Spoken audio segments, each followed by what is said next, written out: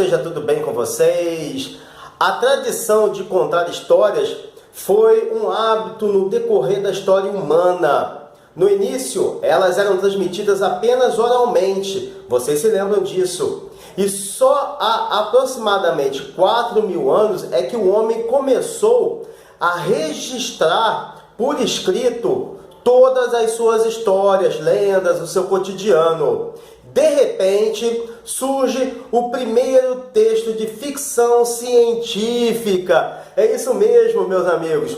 O primeiro texto de ficção científica ainda no século II, já na era cristã, já depois de Cristo, que se torna muito influente na história do homem, capaz de inspirar filmes como Contatos Imediatos do Terceiro Grau, Star Trek, ET, Star Wars e muitas outras séries e filmes, animações, peças de teatro e, como sempre eu falo, até a música com bandas como Iron Maiden, grande Iron Maiden, Megadeth, Metallica, Deep Purple, entre várias outras, Acid Earth e muitas outras bandas que sempre seguem por essa temática. Então, hoje nós vamos conversar sobre a história da ficção científica, como ela surgiu, quem foi o seu primeiro autor, mas antes de nós penetrarmos nesses mundos muito além da imaginação, vocês vão se inscrever aqui no canal, curtir o trabalho da gente, compartilhar com seus amigos, seus familiares. E agora vocês também podem acessar os nossos conteúdos pelo Instagram, @sobrevivência em livros. O texto de ficção científica mais antigo conhecido foi escrito por Luciano de Samosata, que viveu entre 125 a 181, ainda no século II depois de Cristo, já na era cristã. E recebeu o título, dependendo da tradução, História Verdadeira, A História Verdadeira ou ainda História Verídica. Esse é o primeiro texto conhecido do que poderia se chamar ficção científica ou categorizá-lo desta forma. A História Verdadeira foi pensada por Luciano como uma sátira contra fontes históricas antigas de sua época ou anterior também, que defendiam acontecimentos fantásticos, míticos, tidos sempre como verdadeiros, como verídicos. E os religiosos também não poderiam ficar de fora dessa crítica de Luciano de Samosata. Provavelmente vocês, meus amigos, nunca ouviram falar de Luciano de Samosata. Então, quem foi ele? Existem poucos registros sobre o autor, como acontecia também e acontece com os grandes filósofos, grandes pensadores da Grécia Antiga. Nós temos poucos registros ainda existentes que nós podemos confiar, podemos classificar esses autores. Mas todos os existentes afirmam que Luciano nasceu no ano de 125 na região de Samosata. Por isso o seu sobrenome, Luciano de Samosata. Na realidade não é um sobrenome, é anexado ao nome dele para fazer a referência da localidade. E foi Samosata pertencente à província romana da Síria. Hoje a cidade pertence à Turquia. E ele faleceu pouco depois do ano 181, em Alexandria, no Egito. O auge da sua vida literária ocorreu entre 161 e 180, numa época marcada pelo reinado do imperador Marco Aurélio. Quase certo que ele seja de origem semita, então ele deve ser ou judeu ou árabe. Não se tem também essa referência, apenas que ele tenha nascido na Síria, hoje Turquia. E é uma região muito habitada por povos semitas, judeus e árabes. Ele escreveu em grego e se tornou conhecido nitidamente pelos diálogos satíricos e críticas ácidas que ele escrevia. Os costumes da sociedade da época eram seus alvos preferidos. Resgatadas das poeiras do tempo durante a Renascença, as obras de Luciano exerceram profunda influência em escritores como Erasmo de Roterdã, Rabelais, Quevedo, Swift, Voltaire e vocês sabem agora? Machado de Assis, o grande Machado de Assis. Amigos, muitos estudiosos defendem que Luciano seja autor de mais de 80 obras reunidas na antologia Corpus Lucianum, ou Coleção Luciânica. As mais conhecidas são Diálogo dos Mortos, Os Dois Amores, Leilão de Vidas, O Burro Lúcio, o Amante das Mentiras, A Passagem do Peregrino, Uma História Verdadeira ou História Verídica, como ela também é conhecida. Luciano escreveu um texto inteligente chamado A Passagem do Peregrino, no qual ele faz uma rara abordagem do cristianismo visto pela ótica de um não cristão. O ponto interessante desse texto, meus amigos, é que o escritor narra situações que hoje, 2000 anos depois, se fazem históricas, uma vez que na época do cristianismo ainda estava em seus primeiros anos de vida. Esse texto é muito interessante, sugiro que vocês busquem-no. Um outro texto dele foi escrito no dialeto ático do grego antigo. Ele se chama O Amante das Mentiras, que também é conhecido como O Duvidoso. É de teor satírico, não poderia deixar de ser. Em se tratando de Luciano, a gente pode colocar que quase 99% das suas obras são de caráter satírico. E ele ironiza nesse texto as pessoas que acreditam no sobrenatural. E do que fala esse texto? Esse texto acontece a partir do diálogo do jovem Tixiades perguntando ao seu amigo Filócles por que a maioria das pessoas gosta tanto de mentiras. Depois de um breve debate, Tixiades relata uma ocasião em que foi visitar um amigo idoso chamado Eucrates, na expectativa de encontrar seu amigo Leontícios. Na casa de Eucrates, Tixiades encontra um grupo de visitantes reunidos devido ao adoecimento repentino de Eucrates.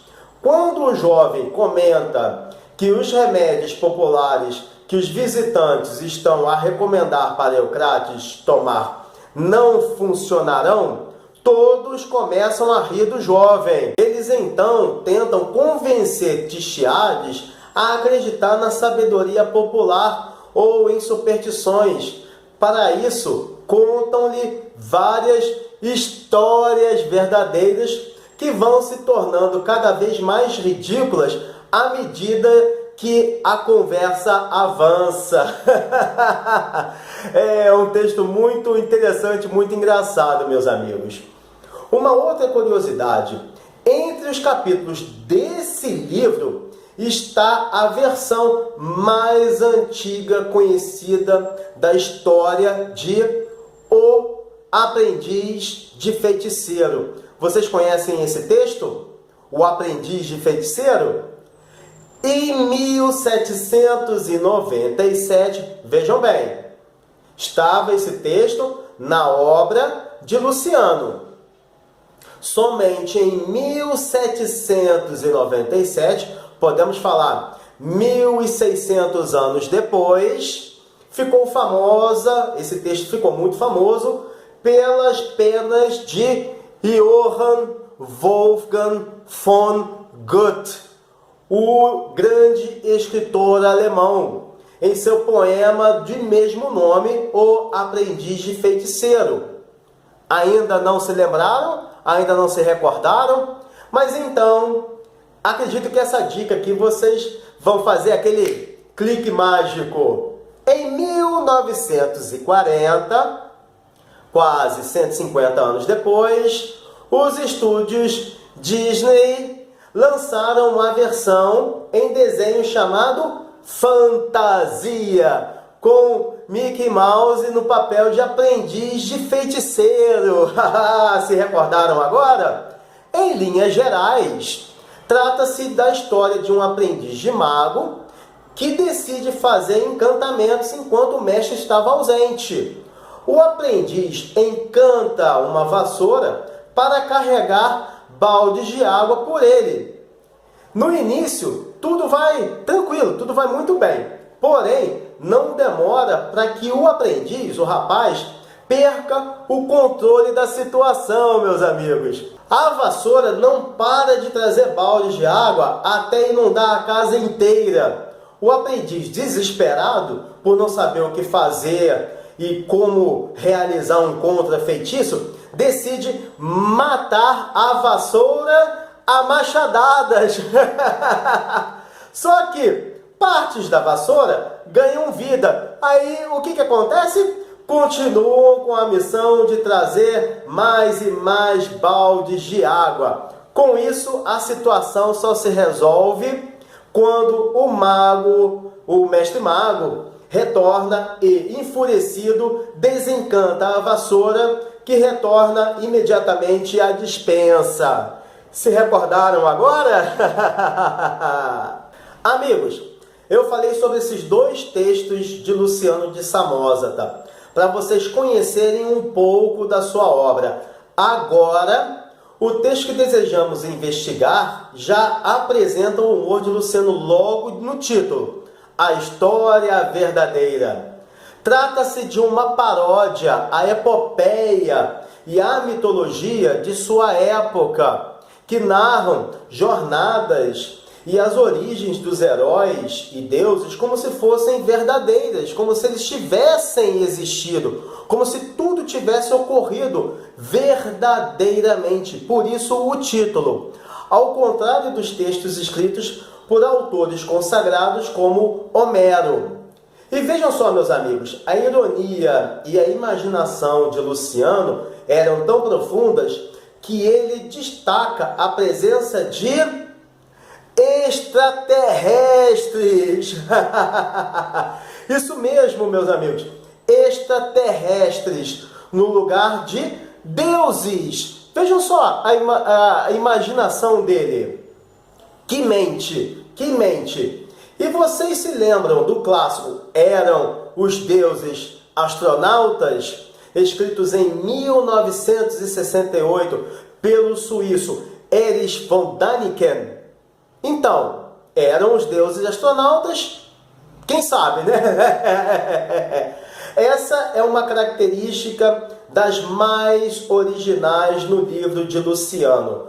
Algo considerado raríssimo na antiguidade, na literatura clássica da antiguidade grega. Mas, afinal, o que a história narra? Em linhas gerais, Luciano de Samosata narra as viagens de alguns aventureiros que, assim que passam pelas colunas de Hércules, localizadas em Gibraltar, uma no lado europeu e outra no lado da África, aportam em uma ilha misteriosa. Logo em seguida, são transportados para a Lua, onde lutam numa guerra interestelar antes de retornarem à Terra. e prosseguirem sua viagem marítima. Além de falar sobre a existência de vida extraterrestre, o escritor antecipa vários temas que só se tornariam populares pela ficção científica no longínquo século XX, lá no futuro. No prólogo, Luciano ironicamente explica que a única coisa real da história é que ela é completamente falsa. E justifica alertando que no final das contas também não se pode confiar em quem diz estar dizendo a verdade. Vejam só, o corpo da obra é marcado pelo ar satírico, completamente marcado pelo ar satírico do autor, que aproveita para tecer ácidas críticas a diversas figuras históricas.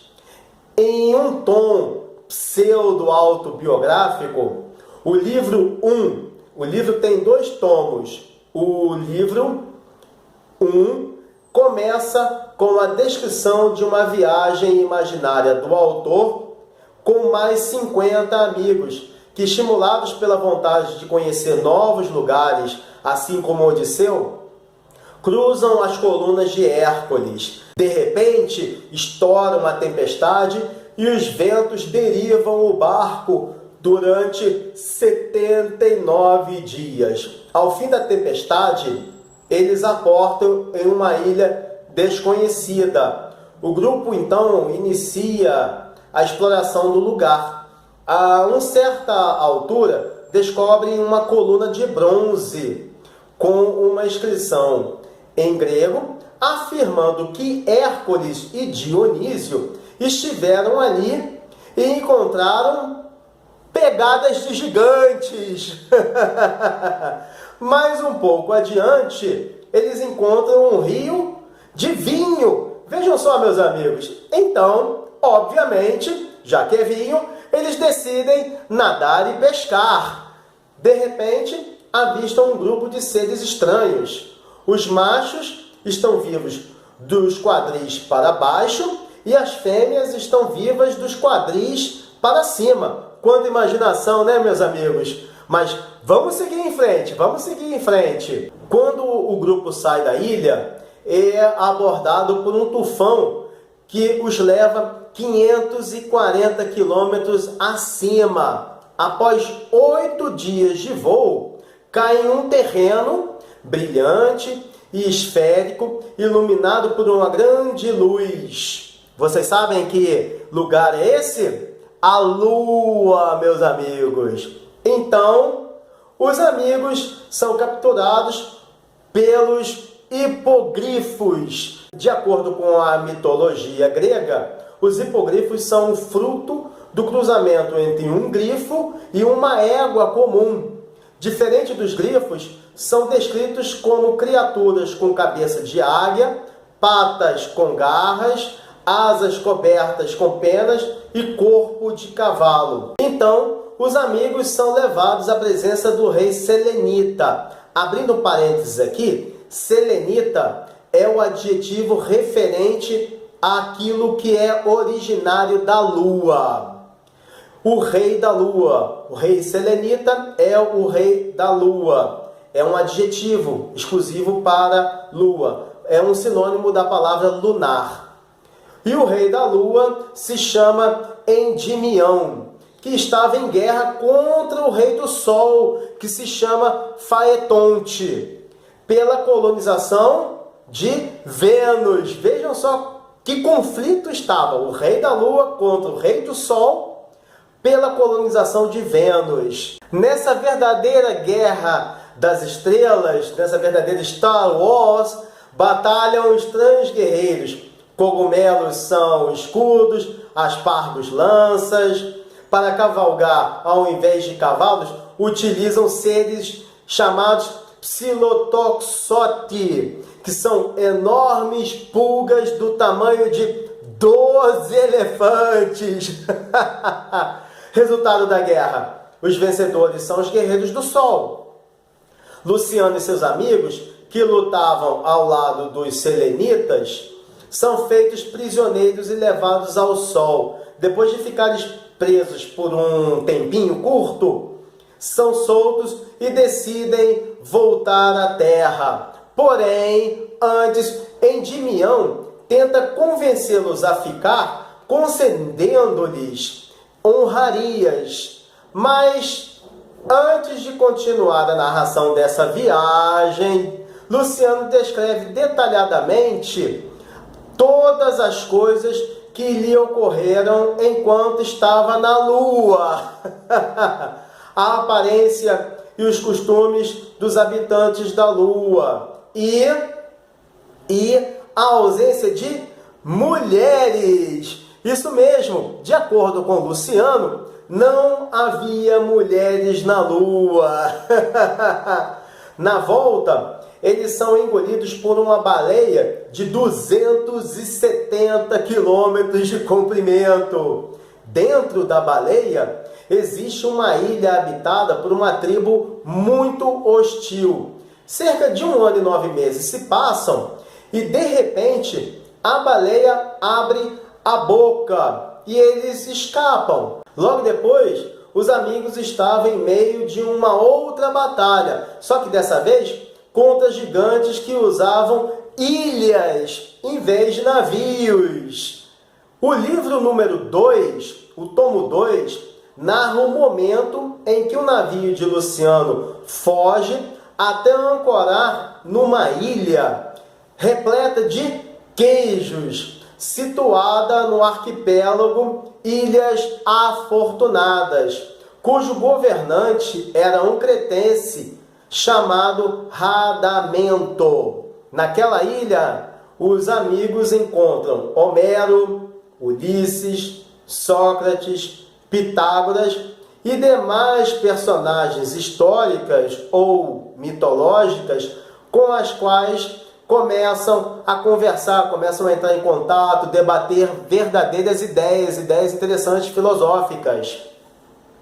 Já de volta ao mar, atracam em uma outra ilha, onde Quitésias de Cnido e Heródoto estão presos e condenados a sofrerem verdadeiros tormentos eternos pelas mentiras que haviam falado, dito, propagado como historiadores. Vejam só, novamente no mar, navegam até chegar na Ilha dos Sonhos, onde ficam por cerca de 1 mês. Mais 3 dias de navegação, atracam na ilha de Ogija, onde encontram finalmente Odisseu e lhe entregam uma carta escrita por Calipso. Após a leitura da carta, Odisseu demonstrou estar muito arrependido de não ter ficado com Calipso enquanto ele teve a oportunidade. Mais uma vez, de volta à navegação, Luciano e seus amigos ficam presos numa fossa oceânica, mas conseguem se soltar remando exaustivamente. E eles ultrapassam uma ponte de água até alcançar um mar muito mais calmo. Depois de visitar várias ilhas, eles descobrem um continente. Que continente poderia ser esse, pessoal? Vocês sabem que continente poderia ser esse? Enquanto debatem por quanto tempo deveriam ficar ou se deveriam explorar o interior do certo continente, uma tempestade arremessa o navio contra a costa, destruindo-o completamente. O romance termina de repente, subitamente, com o autor prometendo continuar a narrar as aventuras seguintes em outros livros. Mas esses livros, se ele escreveu, esses livros se perderam ao longo do tempo, ao longo das areias do tempo, meus amigos. As areias do tempo. As areias do tempo. Muito agitado esse livro, né? Muito agitado esse livro, meus amigos. Mas muito interessante. se a gente reparar a mentalidade do autor, a mentalidade de Luciano naquela época, pensar assuntos extraordinariamente incomuns para a sua época. De acordo com o patriarca de Constantinopla, abrindo um parênteses aqui, patriarca de Constantinopla, o título patriarca equipara-se a uma espécie de arcebispo da Igreja Ortodoxa Grega. Então, de acordo com o patriarca de Constantinopla, no século IX, Fócio I, Luciano pode ter sofrido influências de um texto chamado As Incríveis Maravilhas Além Thule, escrito por Antônio Diógenes, também no século II da era cristã. Hoje em dia, vários estudiosos acreditam que sejam influências do poema A Batalha dos Sapos e Ratos, Batracomiomaquia, de Homero. Por outro lado, Luciano poderia ter influenciado, aí já o inverso, ele servido de influência para diversas obras escritas muitos séculos depois, como Orlando Furioso, do poeta italiano Ludovico Ariosto, As Viagens de Gulliver, do escritor irlandês Jonathan Swift, 20.000 Léguas Submarinas, de Jules Verne, e talvez As Aventuras de Pinóquio, do escritor italiano Carlo Collodi. Então, meus amigos, é possível fazer várias interpretações sobre a história verdadeira, que são muito interessantes e vão muito além da ficção científica. Ela tem nuances de fantasia e sátira, paródia, conforme o autor relata os episódios que ele vai criando, que ele vai imaginando. E por falar em imaginação, é muita imaginação, até porque na época de Luciano, ninguém escrevia nada com essa temática. Muito interessante, né, meus amigos? Muito interessante.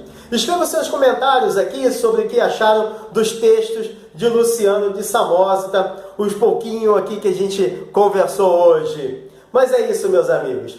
Desejo a todos Shabbat Shalom Mevorach, um sábado abençoado e uma semana de presença divina a todos. Um forte abraço e valeu!